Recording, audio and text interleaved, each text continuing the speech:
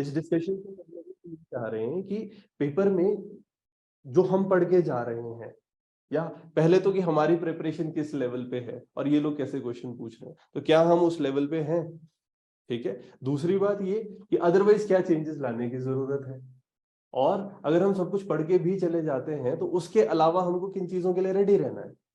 जैसे हमने जब GS1 देखा, GS1 में क्या हो रहा है कि इवन दो कुछ डायरेक्ट टॉपिक्स थे, बट कुछ ऐसे क्वेश्चन भी थे ना जो आपको वहां बैठ के सोच के लिखने पड़ेंगे। उनके बारे में आपको नॉलेज तो होगी, बट कहीं ना कहीं वहां बैठ के लिखना पड़ेगा, तो उसमें सोचना ज्यादा पड़ता है, ठीक है। GS2 में हमने देखा कि थोड़ा सा अंदर जाके प्रश्न पूछ रहे हैं, थोड़े जो लेस, ऐसा नहीं कि कुछ ज्यादा फेमस टॉपिक्स है, ज्यादा एग्जैक्ट टॉपिक्स है। अब क्या हो रहा है, कुछ टॉपिक्स ऐसे थोड़ा सा डीप, उसके अंदर डेप्थ में जाके प्रश्न पूछ रहे हैं। और अगर GS3 की बात करो, GS3 में वही स्पेस जैसा सिलेबस स्पेसिफाइड है, इन्होंने काफी क्वेश्चंस डायरेक्ट ही, जैसे डायरेक्ट क्वेश्चन इसके अंदर पूछे गए हैं। बाकी जैसे हम टूरिज्म की बात करते हैं, स्पेस की बात करते हैं, इसमें 20 मार्कर्स आ रहे हैं। इसरो पहले से ही एक इंपॉर्टेंट थीम रहा है। बीच में क्या हो रहा है, कुछ क्वेश्चन ऐसे हैं जो ज्यादा स्पेसिफिक हो गए हैं, ठीक है। कुछ क्वेश्चंस में क्या कर रहे हैं कि एकदम एग्जैक्ट जा रहे हैं, कि जैसे फ्लोरा फौना किसी स्पेसिफिक एरिया का पूछ लेंगे, ठीक है। जैसे वेटलैंड की बात कर रहे हैं, है ना, वहां पर जैसे स्पेसिफिक है रेणुका का फ्लोरा फौना कैसा होता है, यहाँ पे क्वेश्चन पूछा गया है। तो अब ये जो क्वेश्चन है ये एकदम ज्यादा, क्योंकि आपने क्या होगा, एक जनरलाइज्ड हम जब बात कर रहे होते हैं कि प्लांट डाइवर्सिटी है, एनिमल डाइवर्सिटी है, वो हम पढ़ते हैं, ठीक है। तो कुछ कुछ एस्पेक्ट्स जो आपने पढ़े हैं वो यहाँ पर आपको कन्वर्ज करने पड़ेंगे। तो इन क्वेश्चन में क्या होता है, थोड़ी सी स्पेसिफिसिटी ज्यादा हो जाती है। बाकी इन जनरल जैसे हम बात करें इकोनॉमी है, तो इकोनॉमी में इकोनॉमिक सर्वे बेस्ड क्वेश्चन इसमें आ रहे हैं। जैसे कुछ थीम्स है ना, कि नई डेवलपमेंट्स क्या हो रही है, स्ट्रैटेजी कुछ चीजों के बारे में, ये थीम्स हमको कहाँ से पता लगेंगे। जैसे यूनिवर्सल बेसिक इनकम है ना, ये सब कॉन्सेप्ट्स ऑलरेडी, जैसे universal basic income economic survey में एक बार आ चुका है नेशनल लेवल पे, उसमें डिस्कस हुआ था, पूरा चैप्टर था उसके ऊपर कि होनी चाहिए कि नहीं होनी चाहिए, ठीक है। तो ये आइडिया आजकल डिस्कस भी हो रहा था, तो इस पे भी क्वेश्चन आ चुका है।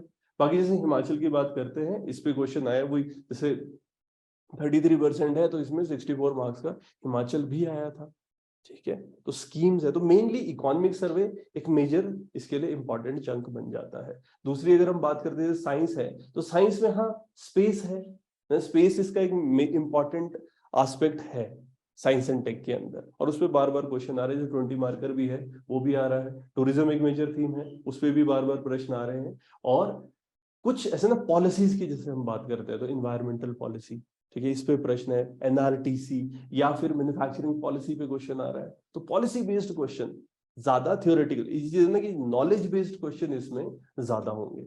एक बार इसका डिस्ट्रीब्यूशन समझने की कोशिश करते हैं कि कितने मार्क्स का किस किस एरिया में क्वेश्चन आए थे ना। पहले 2 यूनिट्स इकोनॉमी के होते हैं, तो मेजर इकोनॉमी, और इसके अंदर भी जैसे पहला यूनिट है, तो पहले यूनिट के से 20 मार्क्स के क्वेश्चन आए हुए हैं, और दूसरे यूनिट से 24 मार्क्स के क्वेश्चन आए हुए हैं। तो इन टोटल ये 44 मार्क्स आपके बेसिक इकोनॉमी से हो जाएंगे। फिर इसके अंदर जैसे हिमाचल की इकोनॉमी है,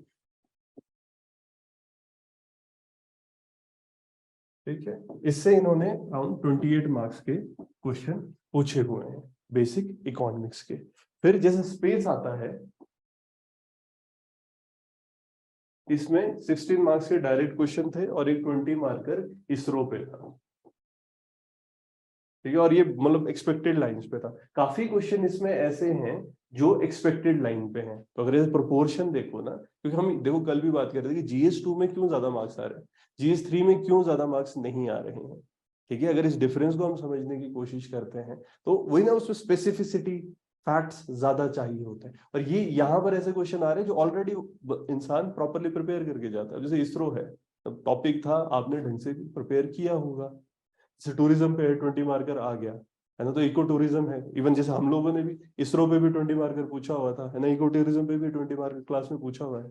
तो वही, तो वो ऐसे थीम्स है कि ऑलरेडी पता होता है कि इस पे तो क्वेश्चन आने ही है। अगर इसमें बात करें, जैसे इसी में स्पेस के साथ अगर एनर्जी आप करोगे, है ना, एनर्जी के ऊपर स्पेसिफिकली 12 मार्क्स, 12 मार्क्स का एनर्जी पूछा गया है। फिर इन्वायरमेंट, जैसे इसका एक मेजर थीम रहता है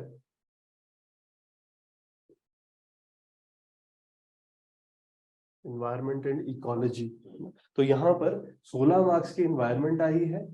और जैसे हिमाचल प्रदेश की इन्वायरमेंट एंड इकोलॉजी, उसमें इसमें भी 16 मार्क्स पूछे गए हैं। हाँ, ये थोड़ी ज्यादा स्पेसिफिक थी, जो हम बातें कर रहे होते हैं उसके अंदर जाके इन्होंने पूछा है, डेप्थ में पूछा है।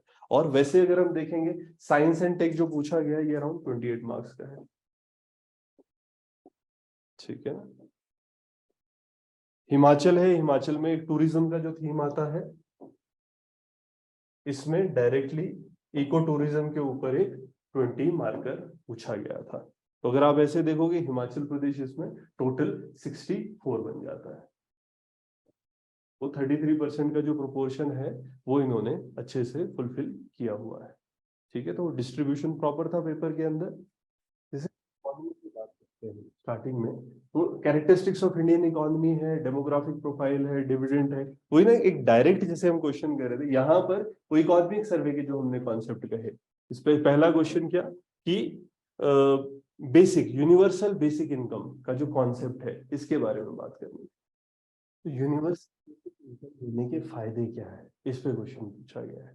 ठीक है, यूनिवर्सल बेसिक इनकम क्या होता है कि एक स्पेसिफिक अमाउंट सब लोगों को मिलेगा इररिस्पेक्टिव कास्ट क्लास क्रीड। जैसे अमीर गरीब में तो हम क्या कहते हैं, किसी ना किसी बेसिस पे पैसा देते हैं ना। तो अब क्या बात हो रही है कि सारे बेसिस हटा के बस ठीक है सब लोगों को पैसा दिया जाए। तो कहीं इस पे डिस्कशन चलता रहता है, इजी है देना। ठीक है, और इसमें क्या हो रहा है, पॉवर्टी को खत्म करने के लिए या लीकेजेस कम करने के लिए ये बातें कही जा रही। बट देखो क्वेश्चन क्या था कि 4 रीजन देने हैं सीधा सीधा, तो आपने क्या करना पॉजिटिव, इसमें नेगेटिव वाला एस्पेक्ट है ही नहीं।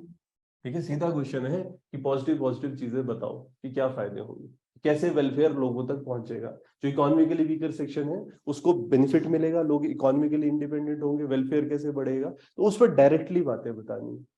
ठीक है ना, बहुत ज्यादा, क्योंकि 4 मार्कर है इसमें बहुत ज्यादा आप अंदर नहीं जाएंगे। ये डेफिनेशनल एस्पेक्ट भी नहीं है कि यूनिवर्सल बेसिक इनकम क्या होता है, नहीं। आपको डेफिनेशन पे इतना फोकस नहीं करना है जितना रीजंस पे फोकस करना है, और 4 रीजन देने हैं जो एक एक मार्क्स को जस्टिफाई कर सके। तो इसको भी समझना, जब आप रीजन दोगे ना साथ में कुछ एग्जांपल भी देना, अदरवाइज एक नंबर नहीं मिलता। जैसे 4 पहले आपने एक रीजन दिया, जैसे हम कहें कि इकोनॉमी के वेलफेयर लोगों का होगा तो वो कैसे होगा। ठीक है, एक सेफ्टी नेट हम सबको प्रोवाइड कर रहे हैं तो कैसे, एक तो आपने बोल दिया ना कि ऐसा करें, है ना। मार्क्स पे उस पे ज्यादा नहीं जाना कि यूनिवर्सल बेसिक इनकम क्या है कैसा, रादर कि जो आप पॉइंट दे रहे हो कि रीजन हम क्यों करें, तो साथ में आपको उसका एक्सप्लेनेशन भी देनी पड़ेगी कि उस रीजन को कैसे इंप्लीमेंट किया जाएगा या उससे क्या फायदा हो। ठीक है, तब एक मार्क बनता है। फिर जैसे हम बात करें तो objective of national manufacturing policy. ठीक है, करंट से सीधा सीधा क्वेश्चन आया हुआ था, आपको नेशनल मैन्युफैक्चरिंग पॉलिसी के बारे में बताना था कि कैसे वही ना क्वांटिटेटिवली या क्वालिटेटिवली कैसे हम मैन्युफैक्चरिंग को इंप्रूव करेंगे। 12 to 14% मैन्युफैक्चरिंग की जो हम बात कर रहे थे ग्रोथ, 12 to 14% हम चाह रहे हैं। जीडीपी में जो इसका हम चाह रहे हैं कि प्रोपोर्शन बढ़ जाए आपका अराउंड 25% तक बढ़े। फिर जॉब्स क्रिएट करनी है, हम बात करें 100 मिलियन जॉब्स इसकी वजह से हम क्रिएट करेंगे। तो ये बेसिक पॉइंट्स देखो, ये डायरेक्ट फैक्चुअल चीज थी, बार बार डिस्कशन इसका हो रहा है। मैन्युफैक्चरिंग में इंप्रूव करने की कोशिश भी कर रहे हैं ना, आत्मनिर्भर भारत देख लो कितनी चीजें हम कोशिश कर रहे हैं। तो इसमें मैन्युफैक्चरिंग पॉलिसी इसलिए इंपॉर्टेंट हो जाती है, बेसिक डायरेक्ट फैक्चुअल। ठीक है, और ये था आपका 4 मार्क्स के लिए। वही बिल्कुल एग्जैक्ट पॉइंट्स लिखने, तो देखो ना सब पॉइंट्स आपको बिल्कुल फैक्ट्स बताने पड़ेंगे कि क्या चाह रहे हैं, कितना चाह रहे हैं। फिर discuss various challenges being faced by Indian commercial banks in the current scenario. क्या ये चला हुआ है, एक मेजर थीम है, बहुत समय से चला हुआ है। क्यों, जो बैंक्स हैं बैंक्स प्रॉब्लम्स फेस कर रहे हैं। ठीक है, क्या दिक्कतें हैं, जैसे जो भी आपको समझ आ रहा है आजकल चल रहा है, एनपीए है, नॉन परफॉर्मिंग एसेट्स क्यों बढ़ रही है। ठीक है, तो बेसिक रीजन साथ साथ में बताते रहो, बट हाँ एग्जांपल्स भी देते रहना, है ना। विजय माल्या, नीरव मोदी। ठीक है, और जब आप कुछ कोट कर रहे हो ना तो ऐसा नहीं कि बस उन्होंने फ्रॉड कर दिया, मतलब अगर आपको थोड़ा बहुत पता है कि फ्रॉड क्यों हो रहा है, जैसे पीएनबी वाला फ्रॉड हुआ था तो उसमें कहाँ इश्यूज आ रहे थे। ठीक है, तो वो बेसिक भी साथ में अगर जोड़ोगे तो बेटर रहेगा कि वो रीजन क्या है। तो ऐसे बोलते हैं बस ये लोगों ने फ्रॉड कर दिया, अरे फ्रॉड करने का कुछ रीजन होगा, अगर आपको वो बात पता है आप इंट्रोड्यूस करो। ठीक है, बेसिक क्या हम प्रॉब्लम्स फेस कर रहे हैं, चैलेंजेस फेस कर रहे हैं ना कोविड के टाइम पर, फिर नेशनली। और ऐसा नहीं है, देखो ये जो चैलेंजेस ये पूछ रहे हैं ना, ऐसा नहीं है कि बस नेशनल लेवल पे ही जो हो रहा है, देखो इंटरनेशनल कुछ इशू हो रहा है और उसकी वजह से यहाँ पर इश्यूज आ रहे हैं। ठीक है, मर्जर्स की वजह से भी तो चैलेंजेस आते हैं। पहली बात, हम मर्जन करने की कोशिश क्यों कर रहे हैं, आपको पता होना चाहिए बैंकिंग में क्यों कर रहे हैं, और फिर उसमें चैलेंजेस क्यों हम फेस कर रहे हैं। ठीक है ना, उस पे हम डिस्कशन कर सकते हैं। जैसे बड़ा बैंक बनाने की कोशिश की जा रही है, या इकोनॉमी में जो इश्यूज आ रहे हैं उसका क्या इम्पैक्ट आ रहा है। फिर जैसे ये एक डायरेक्ट क्वेश्चन था, जैसे इकोनॉमिक्स में आपको पता होना चाहिए कि कैपिटल अकाउंट कन्वर्टेबिलिटी क्या है। बैलेंस ऑफ पेमेंट की हम बात करते हैं, ठीक है, दो अकाउंट होते हैं, एक करंट अकाउंट होता है, एक कैपिटल अकाउंट होता है, ठीक है। और तो इसमें आप सिंपली एक्सप्लेन कर सकते हो कैपिटल अकाउंट कन्वर्टेबिलिटी कैसे करते हैं। और दूसरा जैसे एफडीआई है, एफआईआई है, वो सारे एस्पेक्ट्स कैपिटल के अंदर आते हैं। और हाँ, लास्ट में आप ये चीज भी बता सकते हो अगर आपको स्पेस मिल रहा है। एक तो पहले ना कि देखो हमको कितना पता है, अगर मेरे को डेफिनेशनल एस्पेक्ट ज्यादा पता है तो डेफिनेशनल एस्पेक्ट ज्यादा लिखना चाहिए, क्योंकि यहाँ पे सीधा पूछा है व्हाट। हाँ, फिर इसका इम्पैक्ट क्या हो रहा है, ठीक है, या इसको अच्छा करने से जैसे वही हम कहेंगे एफडीआई एफआईआई बढ़ेगा, तो हाँ उस पर भी हम बात कर सकते हैं। ये स्पेस पे भी डिपेंड, मतलब ये ना कि हमको कितना आता है उस पर रहेगा। और ये डायरेक्ट चीज है, बेसिक कॉन्सेप्ट है ना, ये पता होना चाहिए। फिर हम बात करें जैसे फॉरेन ट्रेड के अलावा, यहाँ ये देखो ये 20 मार्कर है। फिर जैसे हम यूनिट 2, तो यूनिट 1 हमने देखा बेसिक, और इसमें देखो डायरेक्ट क्वेश्चन भी आए हैं। बेसिक फैक्चुअल कॉन्सेप्ट्स है या फैक्ट्स है, आपको पता होना चाहिए। अब नेशनल मैन्युफैक्चरिंग पॉलिसी पता है तो आंसर कर सकते हो, नहीं तो नहीं कर सकते हो, ठीक है ना।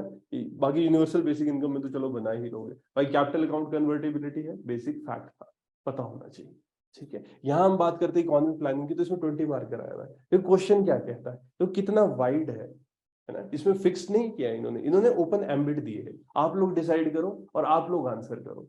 तो मैन्युफैक्चरिंग पॉलिसी तो ऐसा है ना कि आपको फिक्स्ड बात करनी है। यहाँ क्या है, discuss the new developmental strategy adopted in Indian economy. अब देखो ये जो न्यू डेवलपमेंट स्ट्रैटेजी है, अब क्या इसमें ऐसा कुछ अलग से हम बात करेगी, ये जैसे होता है एक स्कीम है ना, तो उसमें तो उसी के एम्बिट के बारे में बात करनी है। यहाँ क्या बात हो रही है, न्यू डेवलपमेंट स्ट्रैटेजी। तो आप समझ रहे हो, ये एक वाइड एम्बिट आपको दिया गया है जिसपे आप बात कर सकते हो। डेवलपमेंट के लिए हम जो भी चीजें कर रहे हैं उसको यहाँ एक्सप्लेन करो। एक तो जो हम बात कर रहे होते हैं ना, नीति आयोग का है, नीति at the rate of 75 years, देखा है हमने। तो वो जो पॉलिसी डॉक्यूमेंट है उसमें जो बातें हो रही है कि किन किन एरियाज में हम डेवलपमेंट के लिए बात कर रहे हैं, किस, और हाँ थोड़ा स्पेसिफिक तो है ना कि किस एरिया में बात करनी है, इंडियन इकोनॉमी को डेवलप करने के लिए क्या स्ट्रैटेजीज है। तो नीति आयोग की स्ट्रैटेजी है 75 ईयर्स के लिए, ठीक है ना, नीति at the rate of 75 years of independence. तो उसमें बातें कही गई है, तो उस वहां से हम डायरेक्टली चीजें उठा सकते थे और यहाँ पर इनपुट कर सकते थे। दूसरी बात फिर अब शुरू कर दो कि इकोनॉमी के कौन कौन से सेक्टर्स हैं जो इंपॉर्टेंट हैं, ठीक है, और उसके लिए हम क्या कर रहे हैं, हम उसके लिए हमारी क्या स्ट्रैटेजी है, ठीक है, इंडियन इकोनॉमी में डेवलपमेंटल एस्पेक्ट। अब यहाँ पर आप मैन्युफैक्चरिंग की बात भी कर सकते हैं, ठीक है, या एक्सपोर्ट्स, हम एक्सपोर्ट्स बढ़ाना चाह रहे हैं, या फिर अगर हम बात करें कि यहाँ बैंकिंग सेक्टर है, जो भी तुम्हारे देखो ना, क्योंकि ये वाइड एम्बिट इन्होंने दे दी। इंडियन इकोनॉमी, इसके सेक्टर्स के बारे में सोचो, उसके लिए हम क्या डेवलप करने के लिए इंडिया क्या कोशिशें कर रही है, आप उस पर चीजों को डाल सकते हो, ठीक है। अब इसे फंडिंग का यूज करना है तो सारे एस्पेक्ट्स इसमें आ सकते हैं। फिर हम बात करते हैं इवन फंड जनरेशन भी चल रहा था ना। फिर यहाँ पर 5 ईयर प्लान है, फिजिकल पॉलिसी, सस्टेनेबल डेवलपमेंट, ये जितने इंडेक्सेस है देखो इन पे क्वेश्चन नहीं पूछे गए। फिर यहाँ स्कीम्स वगैरह दी गई है इन पे भी, और ये रादर कहाँ पूछा गया था, GS2 में आया हुआ था, जैसे मनरेगा है ना, GS2 में था, ठीक है। तो इंटरमिक्सिंग ये कर रहे हैं। यहाँ पर देखो ऑर्गेनाइजेशन है, इसमें स्पेसिफिकली WTO से इन्होंने क्वेश्चन पूछ लिया था, एग्रीमेंट ऑन एग्रीकल्चर। ये दो थीम्स तो हमने डायरेक्टली क्लास में भी करे थे, WTO के 2 थीम्स है, तो एक उसमें एग्रीमेंट ऑन एग्रीकल्चर इंपॉर्टेंट है, ठीक है ना। तो इसके क्या क्या एस्पेक्ट्स रहेंगे, डायरेक्ट है वो उर्गुए राउंड है, उसमें जो डिस्कशंस हुई थी गैट के अंडर, और इसमें भी 3 मेन पिलर होते हैं ना, एक आपका डोमेस्टिक है, एक मार्केट एसेस होता है, तीसरा आपका एक्सपोर्ट सब्सिडी होता है। ये 3 थीम्स है जो इसके अंदर डिस्कस करने थे, ठीक है। तो बेसिक ये एग्रीमेंट ऑन एग्रीकल्चर क्या है, एक और ये न्यूज में भी चल रहा था, तो इंपॉर्टेंट थीम है 4 मार्कर, है ना, तो डायरेक्ट पूछा हुआ था। फिर हम बात करते हैं discuss the integrated rural development initiatives taken by the NABARD in Himachal Pradesh. अगर आप इस चीज को समझने की कोशिश करो, जैसे नाबार्ड का थीम है ना, नाबार्ड इकोनॉमिक सर्वे के अंदर एक काफी मेजर या ऐसा ना कि प्रोमिनेंट रोल प्ले करता है। नाबार्ड के बारे में बहुत चीजें इसमें दी हुई है, और नाबार्ड में वही डेवलपमेंट के लिए हम क्या कर रहे हैं, जैसे अभी कोल्ड स्टोरेज का कॉन्सेप्ट चल रहा है, किन किन एरियाज में नाबार्ड पैसे दे रहा है। अच्छा, क्या नाबार्ड डायरेक्टली इंसान को पैसे देता है? हम लोन ले सकते हैं एग्रीकल्चर के लिए? डायरेक्ट लोनिंग नहीं होती है इसमें, ठीक है, ये ऑर्गेनाइजेशंस को लोन देता है। तो अगर आप इकोनॉमिक सर्वे में जाओगे तो नाबार्ड अलग से बहुत एस्पेक्ट्स है। और ये भी होता है, जैसे नॉर्मली मैं क्लास में भी बात बोलता हूँ, अगर नाबार्ड को आप प्रिपेयर करके चले जाओ तो क्वेश्चन बहुत, क्योंकि डाइवर्स एरियाज में है ना ये डेवलपमेंट के, तो आप उन सारे एरियाज को कहीं ना कहीं आंसर्स में यूज कर सकते हो। और यहाँ पे एक डायरेक्ट क्वेश्चन आ गया था, बट इसमें भी देखो किस एस्पेक्ट के लिए पूछा गया था, इंटीग्रेटेड रूरल डेवलपमेंट इनिशिएटिव्स, ये क्या कर रहा है, measures taken to ensure food security. But ये कहां पर है, कहां पर पूछ रहा है फूड सिक्योरिटी के लिए? इन हिमाचल प्रदेश, बस ये देखना है, ठीक है ना। तो एक तो ठीक है, नेशनल फूड सिक्योरिटी एक्ट है, उसको हम इम्प्लीमेंट कर रहे हैं। बाकी दूसरा फिर इसमें ये रहेगा ना कि हाँ, फूड सिक्योरिटी के लिए हम क्या क्या चीजें कर रहे हैं, और इसमें कहां से कहां तक चल सकते हैं।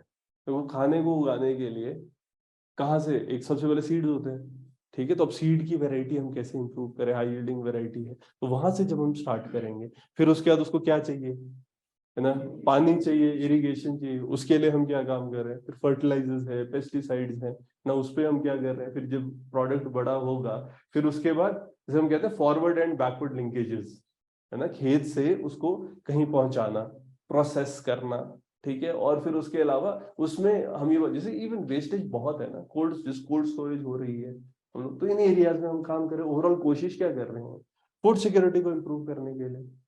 बट ये मैं जितनी भी बातें कर रहा हूँ, इसको किससे बैक करना पड़ेगा, हिमाचल प्रदेश के एग्जाम्पल से, ठीक है ना, कि हिमाचल प्रदेश में हम क्या कर रहे हैं, इकोनॉमिक सर्वे ने क्या कहा है, इरिगेशन के लिए हम कितना पैसा लगा रहे हैं, क्या स्कीम्स हैं, ठीक है, या इन जनरल एग्रीकल्चर को इंप्रूव करने के लिए हम कौन कौन सी स्कीम्स अप्लाई कर रहे हैं, आप उसके बारे में बता सकते हैं। वो सब क्या बन जाएंगे, जो मेजर्स हम ले रहे हैं फूड सिक्योरिटी को इंश्योर करने के लिए हिमाचल प्रदेश में, ठीक है। बाकी हाँ, फिर उसके बाद जो डिस्ट्रीब्यूशनल एस्पेक्ट होते हैं उस पर भी बात कर सकते हो, ठीक है ना। ये आपका 8 मार्कर है, ठीक है, तो अगर है, अगर इसके बाद भी जगह बच रही है तो पीडीएस की भी बात कर सकते हैं, जो डिस्ट्रीब्यूशन है लोगों तक पहुंचाना, वो भी तो हेल्प करता है ना।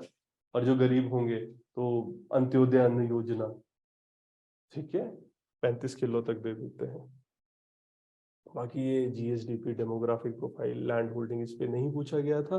एक significant achievements in the field of industrialisation in Himachal Pradesh. देखो देख रहे हो क्वेश्चन कैसे हैं, क्वेश्चन इवन तो देखो थीम तो वही है, टॉपिक्स वही है, बट क्या थोड़ी सी एम्बिट बढ़ा रहे हैं, क्या थोड़ा सा अप्लाइड है क्वेश्चन, और क्या आपको अपना दिमाग लगा के वहां पे यूज करना पड़ेगा। जैसे अगर पिछला क्वेश्चन देखो ना, तो यहाँ पर क्या बात हो रही है कि पूरा फूड सिक्योरिटी के लिए, तो एक बड़ा एम्बिट डाल रहे हैं ना। तो ये भी होता है, जब आपको बहुत सारी चीजें पता होती है तो उसको कम में कैसे किया जाए। इसके अलावा अगर हम यहाँ पर देखें, क्वेश्चन क्या कह रहे हैं, achievements in the field of industrialisation in Himachal Pradesh, ठीक है। तो पहली चीज तो है कि इंडस्ट्रियलाइजेशन होती किस किस एरिया में है, हम कौन कौन सी इंडस्ट्रीज डेवलप कर रहे हैं, फिर वो अचीवमेंट होगी ना, ठीक है। तो पहले तो कि इंडस्ट्रीज को, अब इसमें क्या बेसिक इकोनॉमिक सर्वे में देख लो, रिसेंटली कौन कौन से इंडस्ट्री, सीमेंट इंडस्ट्री के नए प्लांट्स हमने करे हैं, या ऐसे नहीं कि यहाँ यहाँ पर हम बनाएंगे, तो क्या है वो, क्या वो एक अचीवमेंट की तरह हो रहा है,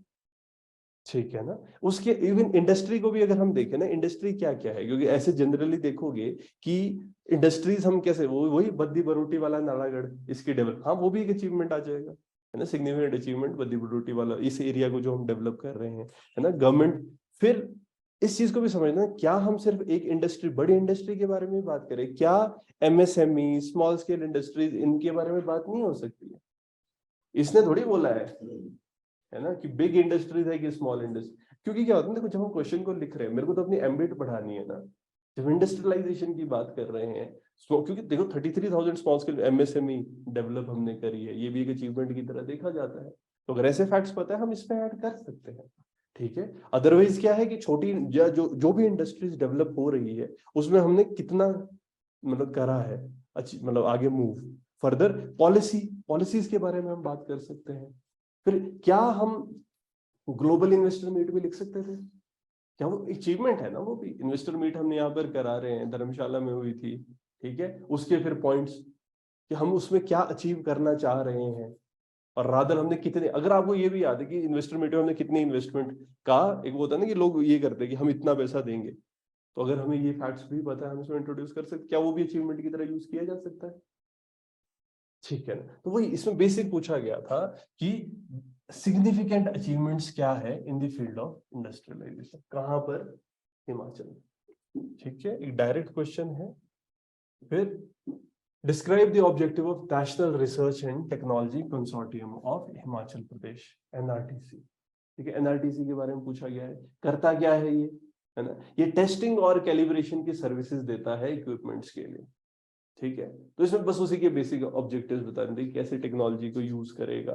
फिर दूसरा कि उसके बेनिफिट्स क्या क्या होंगे, इन दो एस्पेक्ट्स पे। और यहाँ देखो इन्होंने डायरेक्टली जब ऑब्जेक्टिव लिखा है तो ऑब्जेक्टिव्स पे पहले फोकस होना चाहिए। ये तो पहले हम इसके सारे ऑब्जेक्टिव्स बता देंगे कि कैसे कैलिब्रेट कर रहा है, कैसे टेस्टिंग कर रहा है, फिर उसके बाद लास्ट में, क्योंकि वैसे 4 मार्कर है तो इतना, क्योंकि इसी से भर जाएगा ऑब्जेक्टिव से ही, उसके बारे में और उसके थोड़े एग्जांपल्स दिए जा सकते। अदरवाइज हाँ, अगर आपको कम पड़ रहा है तो हम ये भी बता सकते हैं कि अच्छा उससे फायदे क्या होंगे, क्योंकि जो वेलफेयर ये करना चाह रहे हैं वो भी तो इनके ऑब्जेक्टिव में ही आ जाता है। अब समझ रहे, एक तो डायरेक्टली बोलता है ना आदमी 4 बातें ये मैं करूंगा, बट फिर उससे क्या होगा, अगर मेरे पास पॉइंट्स कम है तो फिर हम वो भी कर सकते हैं कि अच्छा इससे जो जो चीजें हो रही है उनको भी ऑब्जेक्टिव्स में इंक्लूड किया। वैसे 4 मार्कर इसलिए कह रहा हूँ, अगर 8 मार्कर होगा तो ऑब्वियसली फिर तो थोड़ा सा बढ़ा के इसको लिखना ही पड़ेगा। बाकी फिर स्किल्ड और अनस्किल्ड लेबर की बात होती है, रेवेन्यू जनरेशन, स्पेशल रेफरेंस यहाँ पर हाइड्रो पोटेंशियल, अभी तक ना हाइड्रो पोटेंशियल यहाँ पर स्पेसिफिकली लिखा था, बट पेपर 2 में प्रश्न आ गया था। फिर flora fauna, tax base, appraisal of education, health ना, इन पे भी प्रश्न नहीं थे। फिर साइंस वाले एस्पेक्ट्स पे अगर हम देखेंगे तो इसरो है ना, डायरेक्टली दिया हुआ है इसरो यहाँ पर, और historical evolution of Indian space programme. तो ये पूरी लाइन है ना, जिसको इन्होंने डायरेक्टली क्वेश्चन के अंदर उठाया है। ठीक है, बार बार रिपीट हो रहा है, जैसे इसरो है उसकी अचीवमेंट्स है। तो यहाँ देखो क्वेश्चन क्या कहता है, तो 20 मार्कर है ना, ये तो इसीलिए इजी हो जाता है। मतलब इजी ऐसा नहीं, क्यों इजी हम किसी चीज को कहते हैं कि ऑलरेडी स्पेस में मेंशन्ड था, मतलब सिलेबस में मेंशन्ड था, हमने पढ़ा हुआ था। ठीक है, और अगर वही क्वेश्चन बिल्कुल वैसा ही आ जाए और जिस प्रोपोर्शन में वो पूछा गया है। दूसरी प्रॉब्लम क्या होता है, कई बार हमने पढ़ा कम होता है और ज्यादा के लिए जाता है। यहाँ क्या है, सिंपल है, 20 मार्कर है, बड़ा क्वेश्चन भी था, बड़ा भी था, डायरेक्टली दोनों बातें बोलिए ना। इसरो के बारे में बताओ, देखो ना क्या क्या चीजें हैं यहाँ पर, important mission and programme of department of space and ISRO, historical evolution of Indian space programme, even जैसे lunar interplanetary and earth observatory mission, ये भी लिखा है, ये भी आ जाएगा। क्वेश्चन देखो, डिस्कस द ऑब्जेक्टिव्स, कि करना क्या चाहते हैं, objective and rational behind establishment of ISRO. तो पहले तो हम ये बताना है कि इसरो को एस्टैब्लिश क्यों किया गया था, इसरो को एस्टैब्लिश करते हुए क्या क्या सोचा गया था, वो ऑब्जेक्टिव क्या था कि ऐसा कुछ हम करेंगे। ठीक है, जो हम चाह रहे थे कि खुद हम है ना स्पेस के लिए एक तरह से इंडिपेंडेंटली हम काम कर पाए, एक रैशनल क्या है इस्टेब्लिश करने का, और उसके बाद क्या कह रहे हैं, important milestones of Indian space programme. तो इसमें जो भी एवोल्यूशन के अंदर हम बात करेंगे, जो क्योंकि देखो ना, एक सैटेलाइट डेवलपमेंट की प्रोसेस चल रही है, दूसरी क्या चल रही है आपकी, वो सैटेलाइट को भेजने के लिए जो रॉकेट्स होते हैं, है ना, पहले PSLV, polar satellite launch vehicle, फिर उसके बाद जीएसएलवी, है ना, फिर जीएसएलवी में भी मार्क 1, मार्क 2, मार्क 3 आ रहा है। ठीक है, कि बट स्ट्रैप ऑन मोटर्स लगा के ज्यादा दूर 36,000 किलोमीटर तक हम चीजों को पहुंचाने की कोशिश कर रहे हैं, क्योंकि जो जियो स्टेशनरी जो है ना 36,000 पे वो ऑर्बिट, जियो स्टेशनरी ऑर्बिट, तो वहां तक पहुंचाना, बट कम्युनिकेशन सैटेलाइट्स वहीं पहुंचाने होते हैं और थोड़े वो हैवी भी होते हैं।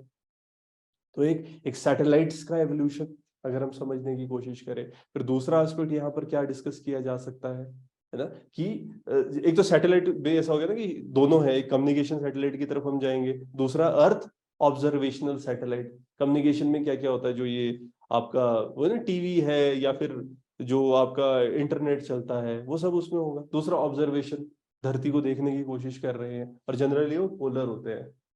ठीक है ना, फिर IRNSS हमने अपना जीपीएस बनाया है, उस पे बात हो सकती है। फिर यहाँ की जैसे इंटरप्लेनेटरी हम बात कर रहे होते तो लूनर है, चंद्रयान 1 2 3, अब तीसरा वो दोबारा से हम भेज रहे हैं क्योंकि हार्ड लैंडिंग हो गई थी दोबारा से, है ना। तो उस टाइम पे प्रज्ञान है, बता सकते हैं इनके बारे में कि हम कैसे डेवलप कर रहे हैं, ठीक है। और अभी थर्ड टाइम फिर से हम भेजेंगे रोवर। उसके अलावा मार्स ऑर्बिटर मिशन आ सकता है, गगनयान आ सकता है, आदित्य मिशन आ सकता है। तो ये तो ऐसा था कि आपको जो भी पता है, जितने ज्यादा फैक्ट्स और अलग अलग थीम्स में हम डेवलप कर सकते हैं। क्या इसरो थोड़ा थोड़ा प्राइवेट प्लेयर्स को भी हेल्प कर रहा है, ताकि स्पेस लॉन्चिंग जो है वो प्राइवेट एरियाज में भी जा सके?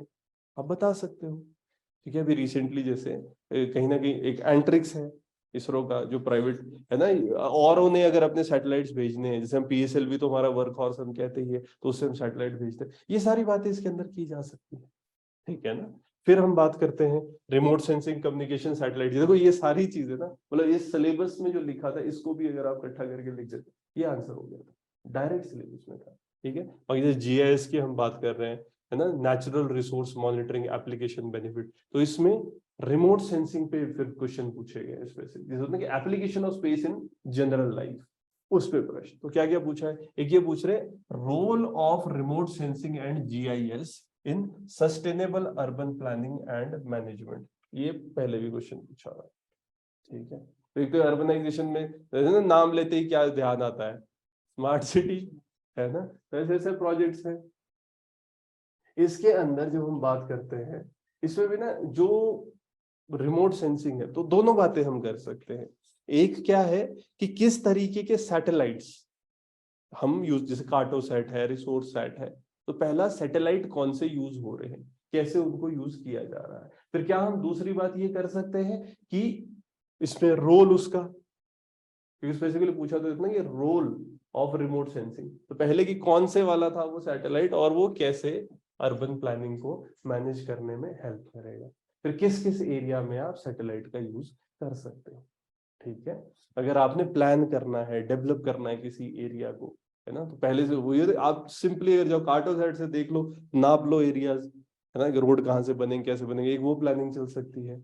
दूसरा देखो, अब तो सैटेलाइट्स का क्या ऐसे भी यूज किया जा रहा है पोजिशनिंग के लिए, कूड़ा इकट्ठे करने वाले ट्रक, उनकी मैनेजमेंट, वो भी अब यूज, उसमें भी हेल्प की जा रही है, पोजिशनिंग जो है, ठीक है ना। यस, रिमोट सेंसिंग जीआईएस कैसे हम यूज कर रहे हैं।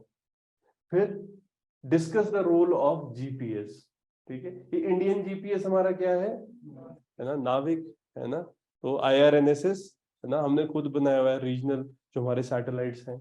तो एक तो जीपीएस, तो इसका हम यूज कैसे कर रहे हैं, तो जीपीएस बेस्ड क्या है, लोकेशन सर्विसेज, है ना। लोकेशन सर्विस जब हम कहते हैं ना कि अब किसी एरिया, जैसे सामान यहाँ से यहाँ पहुंचाना है, करना है, वो सब सारी चीजें लोकेशन सर्विस में आती है। यहाँ पर क्या, किस एरिया में पूछा गया था, इन monitoring the spread of covid in India, ठीक है। 4 मार्कर था, बेसिक बातें बतानी थी कि ये किस किस एरिया में ग्लोबल पोजिशनिंग हमने यूज की थी, करा था कोविड में यूज, है ना। अब इसमें क्या कि दवाइयां कहाँ कहाँ मिल रही है, ठीक है, एरियाज मार्क कर दिए गए हैं, पता कि इंडिविजुअल हॉटस्पॉट कहाँ पर है ज्यादा, है ना, कंटेनमेंट जोन्स बनाई है, ये सब किससे किया है ना, जीपीएस की हेल्प से हमने किया था कि इस एरिया, अब यहाँ पर कोई पाया गया तो कहाँ तक हमने कंटेनमेंट जोन बनानी है, ठीक है ना। वो सारी चीजें इससे हो रही, तो जीपीएस हमने यहाँ पर यूज किया, जीपीएस बेस्ड लोकेशनल सर्विसेज, और इससे मॉनिटर हमने कैसे किया, और उसकी वजह से कैसे कम आया, ये बातें हम बता सकते हैं। बस एग्जांपल्स देते रहने थे। दवाइयों की मैनेजमेंट ना, वो भी ना, लोगों को मूव करना है, वो सारे एस्पेक्ट्स इसमें जुड़ रहे हैं। और प्लानिंग में कैसे, क्योंकि प्लानिंग में भी तो हेल्प किया ही था, ठीक है।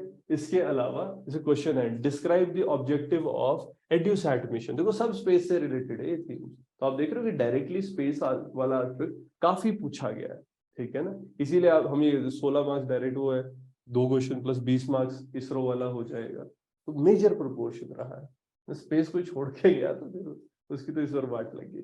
तो एड्यूसैट मिशन है, नहीं ये किस चीज के लिए है जो हम बात कर रहे हैं, इसरो का, इंडियन स्पेस रिसर्च ऑर्गेनाइजेशन, जहां पर एजुकेशन, मतलब ऐसे एरियाज जहां एजुकेशन प्रोवाइड करना थोड़ा टफ है, ठीक है, जैसे नॉर्थ ईस्ट एरियाज है, या जैसे हमारे हिमाचल में जो अपर एरियाज रहेंगे जहां पर पहुंचना मुश्किल है, उन एरियाज में क्वालिटी एजुकेशन प्रोवाइड करवाना, स्वयं पोर्टल है, ठीक है ना, इसको यूज किया गया था ताकि लोगों को क्वालिटी एजुकेशन, बस उसके बारे में हमने इन्फॉर्म करना है।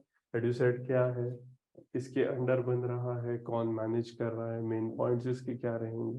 फिर एनर्जी के एस्पेक्ट्स, और एनर्जी में भी किस पे ज्यादा फोकस है, non conventional sources of energy और न्यूक्लियर। ठीक है, न्यूक्लियर हमने GS2 में भी देखा था। ठीक है, न्यूक्लियर पॉलिसी भी क्वेश्चन आया हुआ था। ठीक है, थोड़ा सा इस बार फोकस रहा है। और जैसे हम देखें क्वेश्चन, देखो ये एक अप्लाइड क्वेश्चन था। ठीक है, explain the present status of indigenously designed pressurised heavy water reactors in India. ठीक है, प्रेशराइज वो हैवी वाटर क्या होता है, D2O। ठीक है, इसको कूलेंट की तरह यूज कर रहे होते हैं ना। क्या फायदा है यहाँ पर इन रिएक्टर्स का, जो इसमें फ्यूल यूज किया जाता है, इनरिच्ड नहीं है ना। आप सिंपल जैसे यूरेनियम है उसको यूज कर रहे हो, जो इसका बाय प्रोडक्ट है वो आगे यूज किया जा सकता है ना। तो इसलिए वही क्यों इम्पोर्टेंट है ये। यहाँ पर क्या है, प्रेजेंट स्टेटस बताना था। 20 में सबसे पहला हमने लगाया था रिएक्टर, उसके बाद फिर और कैसे डेवलपमेंट हो रही है, कल्पक्कम से हम आगे कैसे मूव किए हैं, और अभी प्रेजेंट स्टेटस। तो इन जनरल वही है, जैसे आप न्यूक्लियर एनर्जी के बारे में पढ़ते हैं, हम शुरू कैसे करते हैं कि इंडिया, एक तो हमारी पॉलिसी न्यूक्लियर पॉलिसी। ठीक है, उसके अलावा हम क्या बात करते हैं कि न्यूक्लियर, क्योंकि हम एक पूरा हमारा कंसोर्टियम है ना, हम सारी चीजों को इसमें जोड़ के रखते हैं। हम क्या कर रहे हैं, सबसे पहले फ्यूल, फ्यूल भी खुद बना रहे हैं।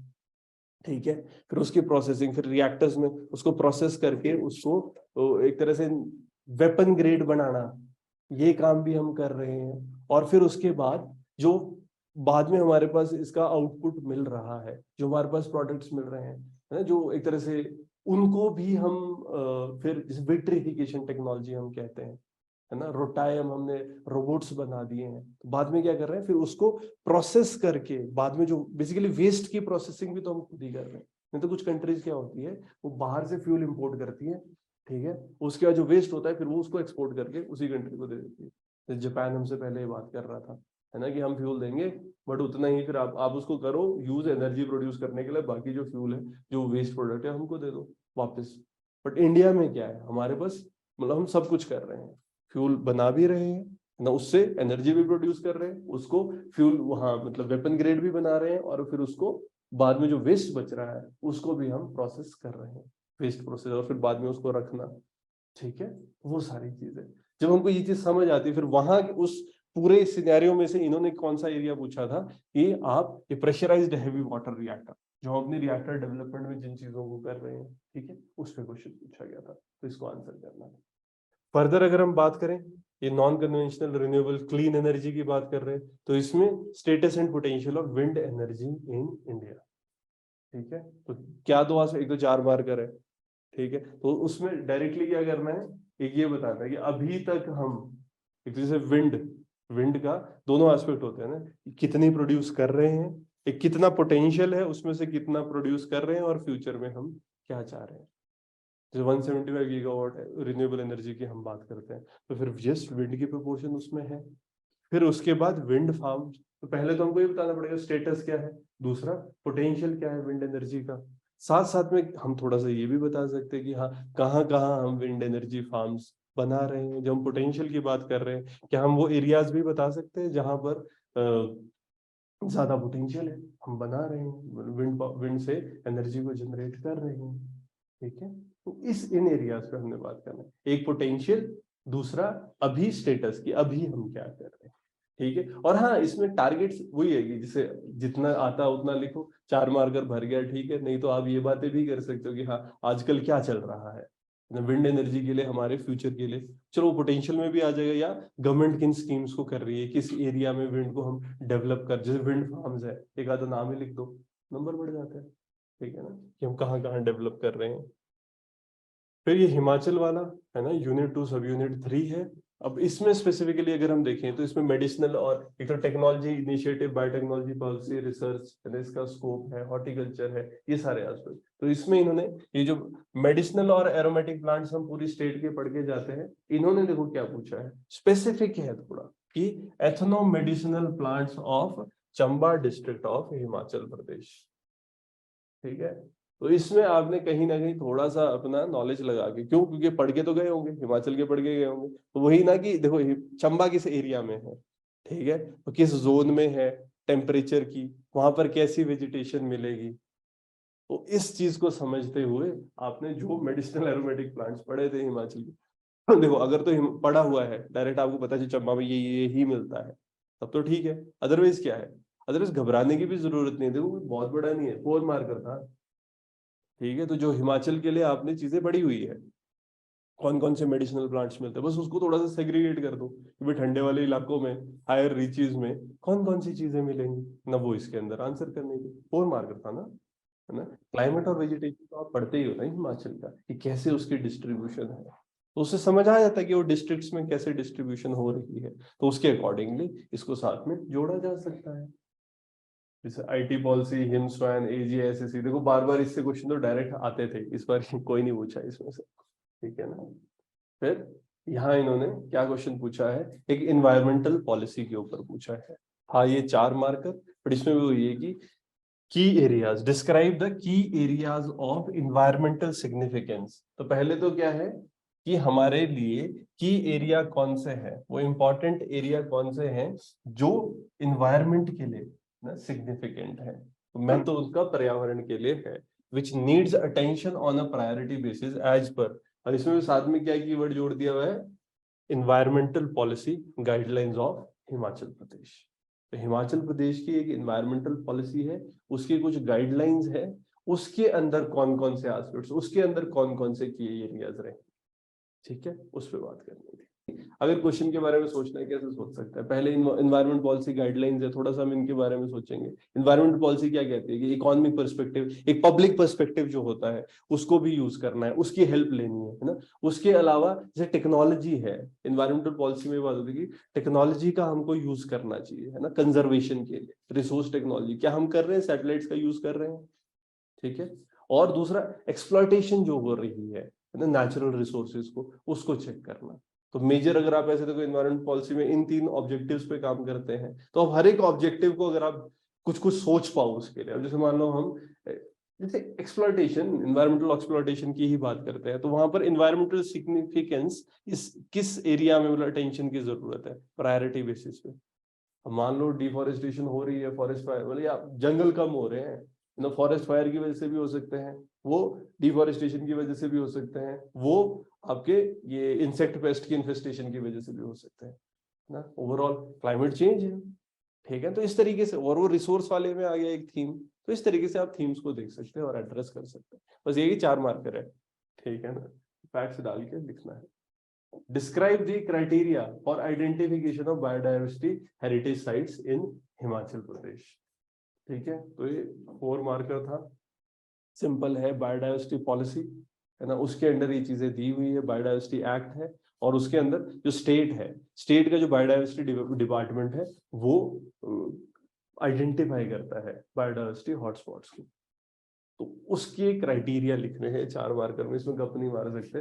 बेसिक जो क्राइटेरिया है ना, कि जैसे कितने कम हो रहे हैं, उनकी वल्नरेबिलिटी कितनी है, इन सारे एस्पेक्ट्स को हम देखते हैं, फिर उस बेसिस पर हम एरियाज को या साइट्स को आइडेंटिफाई करते हैं हिमाचल प्रदेश के अंदर। तो इसमें गप नहीं चलेगी, इसमें देखो सिंपल फैक्ट्स बता देते हैं, ठीक है, पता है तो पता है, तो अगर नहीं पता तो फिर मुश्किल हो जाता है, अदरवाइज ये एक डायरेक्ट क्वेश्चन है। इसके अलावा डिस्कस दी, अब यहाँ पे endangered threatened species of Himachal Pradesh है, जैसे इंटेलेक्चुअल प्रॉपर्टी राइट्स है ना, जीआई, इस पे ज्यादा फोकस नहीं रहा था।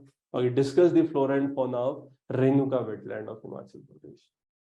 तो अब क्वेश्चन जो ये पूछ रहे हैं, पूछ कैसे रहे हैं, इससे पहले भी अगर आप देखोगे एग्जैक्ट है, ठीक है। चंबा, चंबा के बारे में पूछ रहे हैं भाई, एथनो मेडिसिनल प्लांट्स। यहाँ क्या पूछ रहे हैं कि फ्लोरा फौना, कि वहां पर किस तरह के प्लांट्स, किस तरह के एनिमल्स मिलते हैं, तो रेणुका, ठीक है। तो रेणुका वाइल्ड लाइफ सेंचुरी है, वहां पर जो जो चीजें मिलती होंगी वो ऑब्वियसली उस वेटलैंड के आसपास भी मिलती ही होंगी।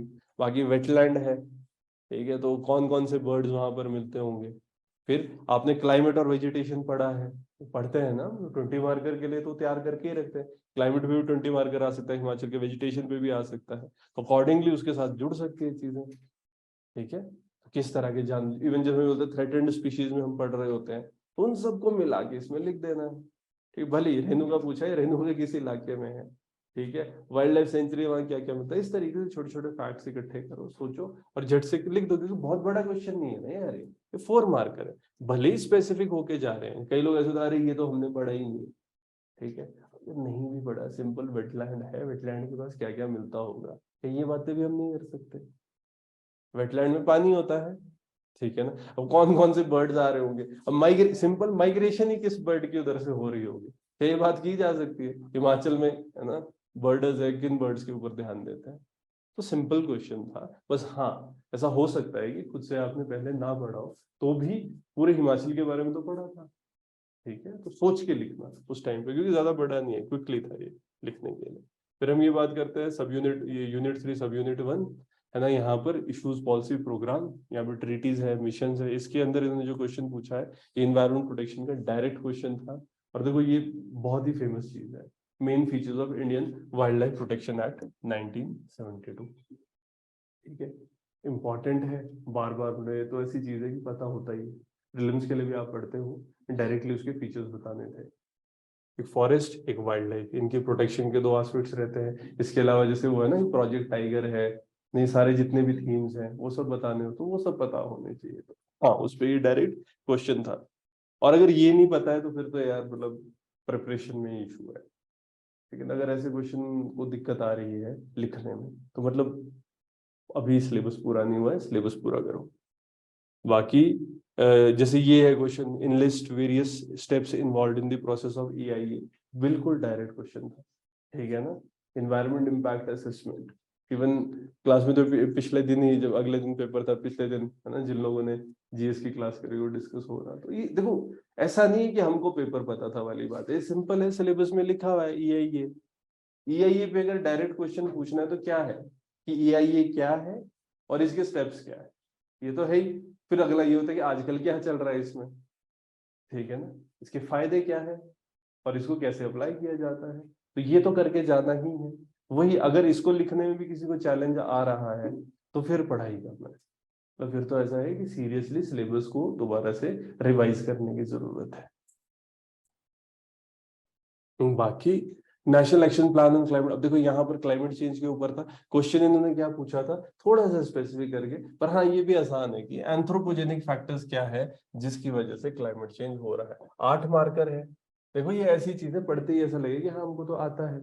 उस बात ये है कि आपको एग्जाम्पल्स के साथ बताना पड़ेगा कि क्लाइमेट चेंज हो रहा है ना। तो क्लाइमेट चेंज एंथ्रोपोजेनिक फैक्टर्स की वजह से क्यों हो रहा है। एंथ्रोपोजेनिक क्या होता है, मैन मेड, इंसान की वजह से। तो क्या फैक्टर्स है कि इंसान क्लाइमेट चेंज कर रहा है। तो सिंपल है, क्लाइमेट चेंज देखो अलग अलग तरीके से किन किन एरियाज में हो रहा है और फिर उसको इंसान कैसे एग्रावेट कर रहा है, ठीक है। और हाँ, अब चलो ये छोटा है क्वेश्चन, इसी में शायद भर जाए, अदरवाइज हम ये बातें भी कर सकते हैं कि फिर हम कर क्या रहे हैं इसके लिए। तो कोप है, कॉन्फ्रेंस ऑफ पार्टीज में डिस्कशन हो रहा है, ठीक है। तो बेसिक क्या है, जैसे हम बात करें क्लाइमेट चेंज, सबसे बड़ा तो वही है, कार्बन डाइऑक्साइड एमिशन हो रहा है, ठीक है, इंसान की वजह से। तो इसके लिए कैसे हम रिस्पॉन्सिबल हैं, बढ़ रहा है, एमिशन बढ़ रहा है। या फिर ग्रीन, या ऐसे थोड़ी बड़ी एम्बिट रखनी है, ग्रीन हाउस गैस एमिशन, ठीक है। इस तरीके से अलग अलग एरियाज अपने बताने हैं और फिर उसको इंसान कैसे रिस्पॉन्सिबल है, ठीक है। और यहाँ बायोटेक्नोलॉजी पे नहीं पूछा था। फिर यहाँ पर हॉर्टिकल्चर है, हॉर्टिकल्चर देखो इसमें 2 बार आ जाता है हॉर्टिकल्चर के बारे में। और यहाँ डायरेक्ट लाइन है, mission for integrated development of horticulture. और क्वेश्चन क्या है, give an overview of mission for integrated development of horticulture.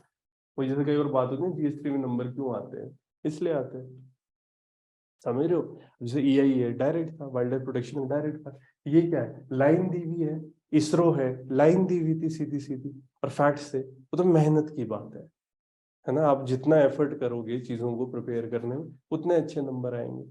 यहाँ तो क्लियर कट है ना। तो यहाँ क्या था, ओवरव्यू देना था integrated development of horticulture. Even जैसे NAPCC है, उस पर भी बहुत बार क्वेश्चन आया हुआ, इस बार नहीं था।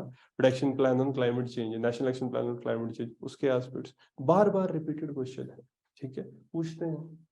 फिर ऑर्गेनिक फार्मिंग की, है ना, ये भी देखो, concept of organic farming, seed certification, rain water harvest. तो डायरेक्ट एक ऑर्गेनिक फार्मिंग शब्द दिया हुआ है और क्वेश्चन क्या था कि ये समझाओ कि ऑर्गेनिक फार्मिंग क्या है, ठीक है, करते कैसे हैं, इसके फायदे क्या है और इसकी लिमिटेशंस क्या है, दिक्कतें क्या फेस करते हैं हम ऑर्गेनिक फार्मिंग को करते हुए।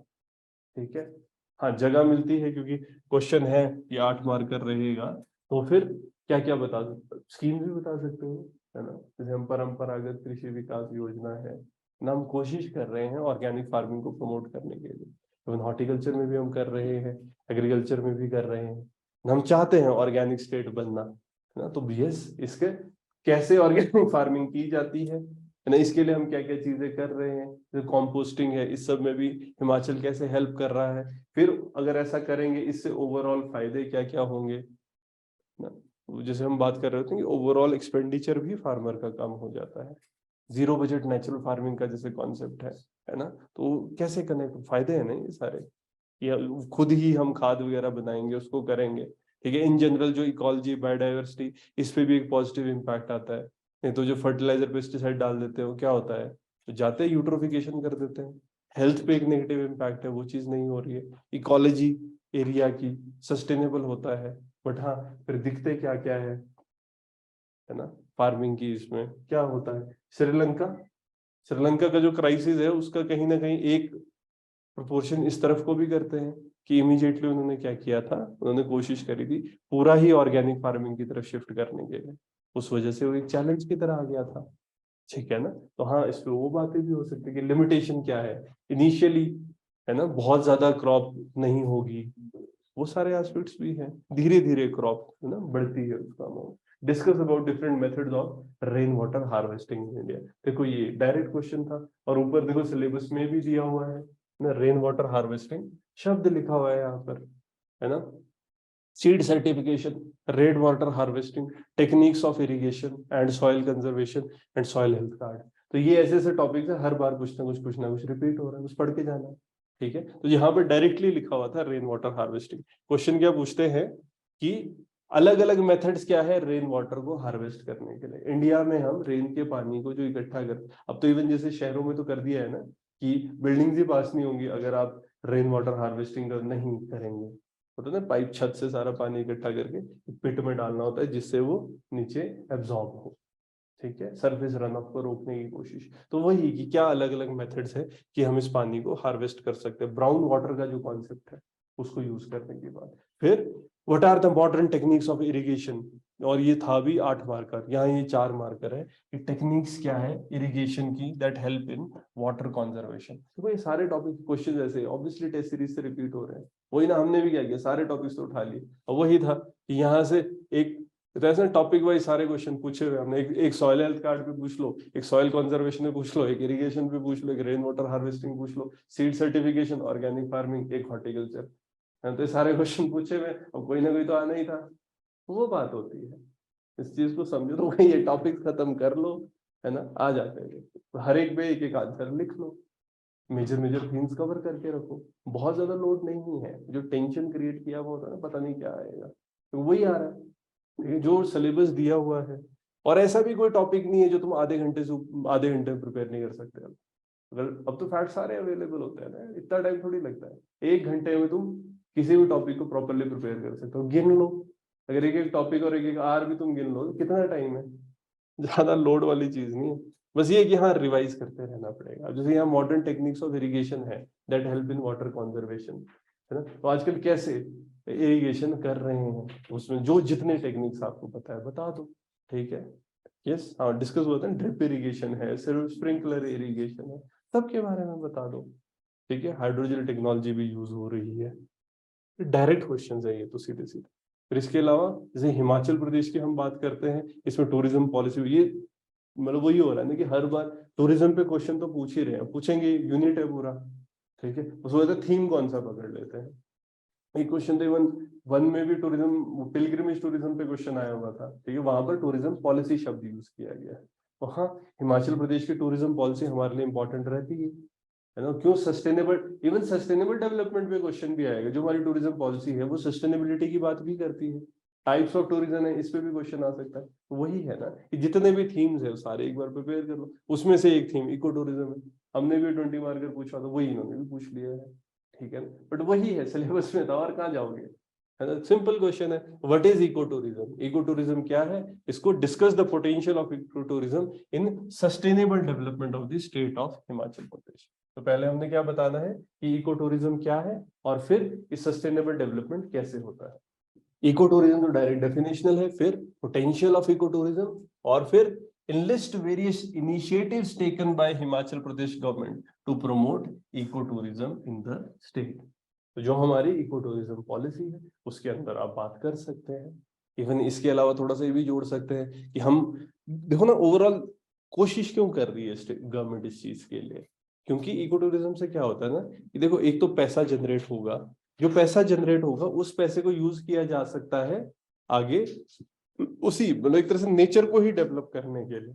दूसरा क्या होता है, इको टूरिज्म से लोगों को इंफॉर्मेशन भी मिलती है, ठीक है ना, कि किस तरह की वेजिटेशन है और हमारा कितना फुटप्रिंट उस पर पड़ रहा है, ठीक है, हम कितना उस पर नेगेटिव इम्पैक्ट डाल रहे हैं। और फिर तीसरा क्या रहता है कि ओवरऑल इसका एक बैलेंस कैसे बनाया जाए। यहाँ पर सिंपल आपने यही समझाना था कि पोटेंशियल एक तो है क्यों सस्टेनेबल डेवलपमेंट के लिए, कि हमारे पास एक तो है, पहले तो पॉलिसी के पॉइंट से उठा लो सीधे सीधे, जैसे वहां उसमें बात ही होती है सस्टेनेबल टूरिज्म कैसे किया जाए, क्यों किया जाए, ठीक है, वो पॉइंट्स है। और फिर सरकार क्या क्या कर रही है, ठीक है, कैसे हम बेसिकली इको टूरिज्म को हम डेवलप कैसे कर रहे हैं, उसके लिए इनिशिएटिव जैसे गवर्नमेंट ने कि लैंड एलोकेट कर देंगे, हाँ परमानेंट स्ट्रक्चर्स नहीं बना सकते हैं, प्रॉपर उसकी बार बार चेकिंग होगी, ठीक है, और हाँ जो पैसा आएगा कितना प्रोपोर्शन है, जो जैसे होता है ना कि फॉरेस्ट जब कटता है तो कैंपा के थ्रू वो फॉरेस्ट लगता है, वैसे यहाँ पर जैसे हमारा फुटप्रिंट जो बढ़ रहा है, बट जो हमारे पास पैसा आ रहा है उससे फिर दोबारा से उसको री इन्वेस्ट करना बायोडाइवर्सिटी की डेवलपमेंट के लिए, ठीक है, उस पर बातें करनी थी। और इससे लोगों को इंफॉर्मेशन भी मिलती है। ऐसा कहा जाता है ना कि अपना फुटप्रिंट भी कम होता है, इसका ये बेनिफिट है, क्योंकि लोगों को पता लगता है कि अरे हम इतना नेगेटिव कर रहे हैं, चेंज इन वो सब दिया हुआ है पॉलिसी में ना कि एक आइडियोलॉजिकल शिफ्ट भी आता है लोगों के अंदर कि हम इतना पोल्यूशन कर रहे हैं और हमको चेंज लाना चाहिए। तो इस चीज को समझने की कोशिश करो। GS3 सिंपल पेपर था, है ना, लिखने की प्रैक्टिस करनी। अब जिसका हैंड, क्योंकि देखो ये सब सबको पता था, है ना, इतना कोई ऐसा नहीं होता कि ये पेपर तो आउट हुआ था पहले से, ठीक है। अब ये तो क्लेम सारे कर सकते हैं कि भाई ये तो हमारी टेस्ट सीरीज से आया हुआ है ना, सीधा सीधा बोलो भाई जो हमने लिखाया है वही आया है ना। और हाँ क्लेम ठीक है, क्योंकि क्या सारे टॉपिक्स उठाए, अब देखो ना 10-12 टेस्ट कराओगे उसमें 28-28 क्वेश्चन पूछोगे, सारे टॉपिक्स कवर हो जाएंगे।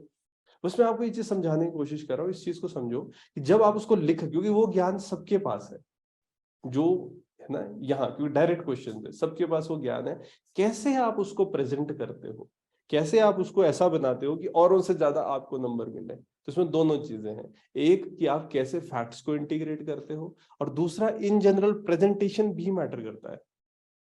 प्रेजेंटेशन मैटर में कैसे, अब एक तो वही कि यार कैसे आप हेडिंग्स डाल रहे हो, कैसे पॉइंट्स डाल रहे हो, कैसे इंट्रोडक्शन में फैक्ट इंट्रोड्यूस कर रहे हो, कैसे कंक्लूजन में फैक्ट इंट्रोड्यूस कर रहे हो, कितना अंडरलाइन कर रहे हो, ठीक है। दूसरा जो ऐसा हम कहते हैं ना कि जो उसमें कंटेंट वाइज भी होता है ना कि कैसे आप थीम्स का डिवीजन करते हो। तो अलग अलग तरह से लोग लिखते हैं ना, एक होता है सिंपल ऐसे पॉइंट से लिख दिए, है ना, कुछ शुरू में कुछ बाद में बार बार रिपीट हो रहा है। एक इंसान क्या कर रहा है कि थीम्स इकट्ठे कर रहा है, शुरू में एक थीम पे बात करी, उसके अंदर 3 पॉइंट और उसमें एग्जांपल, फिर दूसरे थीम की बात करी, उसमें 2 पॉइंट, उसमें एक एग्जांपल। इवन चाहे आप डेवलपमेंट ऑफ इसरो की बात करो, है ना, देखो हम थीम्स की बात नहीं कर रहे, अलग अलग थीम्स हम बात कर सकते हैं कि एक आप क्या बात कर सकते हो कि सैटेलाइट की डेवलपमेंट, एक हम बात कर सकते हैं कि आपके रॉकेट्स की डेवलपमेंट, एक हम बात कर सकते हैं हमारे ये जो बाहर जा रहे इंटरप्लेनेटरी। फिर इसको छोड़ के क्या हम ऐसे भी बात कर सकते हैं कि ये वेलफेयर के लिए कैसे काम कर रही हैं, किन किन एरियाज में, ठीक है ना। इतना सब कुछ करने के बाद कैसे वेलफेयर हो रहा है लोगों का, या एक प्राइवेट वाला एस्पेक्ट भी एक थीम की तरह आ जाएगा, ये उसमें एंट्रिक्स भी आ सकता है। और रिसेंटली जैसे अब कोलैबोरेट करने की कोशिश की जा रही है, ठीक है, ताकि प्राइवेट प्लेयर्स भी सैटेलाइट को लॉन्च कर, जैसे अभी स्पेसएक्स है ना यूएस में, तो इंडिया में भी इसरो इस चीज को प्रमोट करने की कोशिश कर रही है, ठीक है। तो अभी वो कोलैबोरेट कर रहे हैं, कोलैबोरेट क्या एक तरह से हेल्प करने की कोशिश कर रहे हैं, और लोगों को भी तुम भी उठो, है ना, उनको ट्रेन करने की कोशिश कर रहे हैं जो स्टार्टअप्स कोशिश करेंगे, ठीक है। तो छोड़, ताकि क्योंकि ना प्रॉब्लम सॉल्विंग है उसके, तो देखो अगर आप थीमेटिकली आंसर को लिखोगे तो ज्यादा अच्छा लगता है ना, ज्यादा, वही मैं कह रहा हूँ, इस चीज पे भी ध्यान देना। और ये कैसे आता है, लिख लिख के आता है, ज्ञान आपके पास वही है, अलग अलग चीजें ट्राई करो फिर दिखाओ। फिर ऐसा होता है कि फिर हम इसमें डिस्कस करेंगे कि हाँ कैसे उसको और इम्प्रूव किया जा सकता है। खुद भी ये सोचो ना, एक बार जो आंसर लिखा कि उसको कैसे इम्प्रूव किया जा सकता है। एक इंसान ने वो पढ़ना है, इस चीज को समझो ना, जो एग्जामिनर है उसको क्या आपके आंसर से कोई अलग से ज्ञान मिल रहा है ना? उसने उसको पता है सोल्यूशन भी उसको पता है, और उसने बार बार वही पढ़ना है, ठीक है ना? बार बार वो वही कॉपी पढ़ रहा है, आज भी पढ़ेगा, कल भी पढ़ेगा, परसों भी पढ़ेगा, ठीक है? तो जितना जल्दी वो आपके आंसर से निकल जाए, तो जितना वो कोहेरेंट है, उसको अगर इजीली ये समझ आ रहा है कि हाँ जो मैं चाहता था वो इसने लिखा है, वो उतना जल्दी मार्क्स दे देगा, उतने ज्यादा मार्क्स देगा। बस ये है।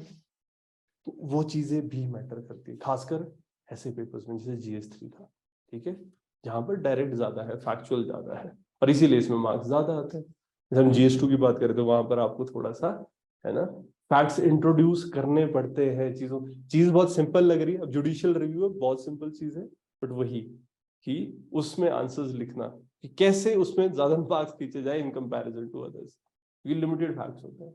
और जो वन था, वन में तो देखो कई ऐसे भी, इसके लिए भी रेडी रहना कि कई क्वेश्चन ऐसे होते हैं जो वही सोच, शादियों में एक्सपेंडिचर क्यों बढ़ रहा है, सोशियो इकोनॉमिक रीजन, ट्राइब्स है वो चेंज हो रही है, बताओ, एवोल्यूशन समझाओ। या जैसे पॉलिटिसाइजेशन की वजह से जो हमारा ये कास्ट पॉलिटिक्स है ना, ये कास्ट कॉन्शियसनेस है, वो स्ट्रांग हो रही है। और देखो ये क्वेश्चन थे भी 20 मार्क्स में जब ऐसी बात पूछते हैं तो छोटा तो ठीक है कोई भी लिख देगा, बट ट्रेंड पूछ रहे हैं ना, ट्रेंड्स, तो वहां थोड़ा सा प्लान करके लिखना होता है।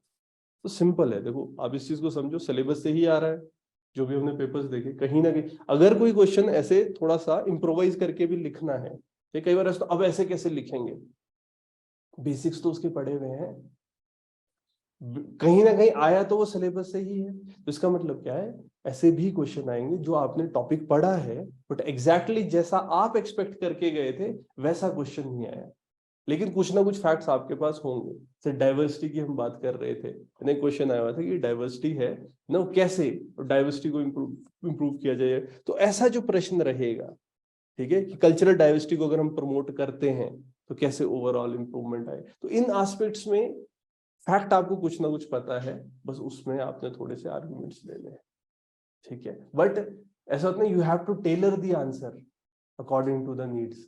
एग्जामिनर को पढ़ते हुए ऐसा लगना चाहिए जो मैंने पूछा है वही लिखा है। वो ना जैसे कोई कपड़ा किसी ने पहना है, तो अगर उसके साइज का लग रहा है तो हाँ भाई इसके लिए बनाया, नहीं तो ऐसा है यार किसी और के पहन के आ गया, बस वो बात है। वहां बैठ के आपने क्या करना है, उसको एकदम साइज का करना है as per the demand of the exam, ठीक है।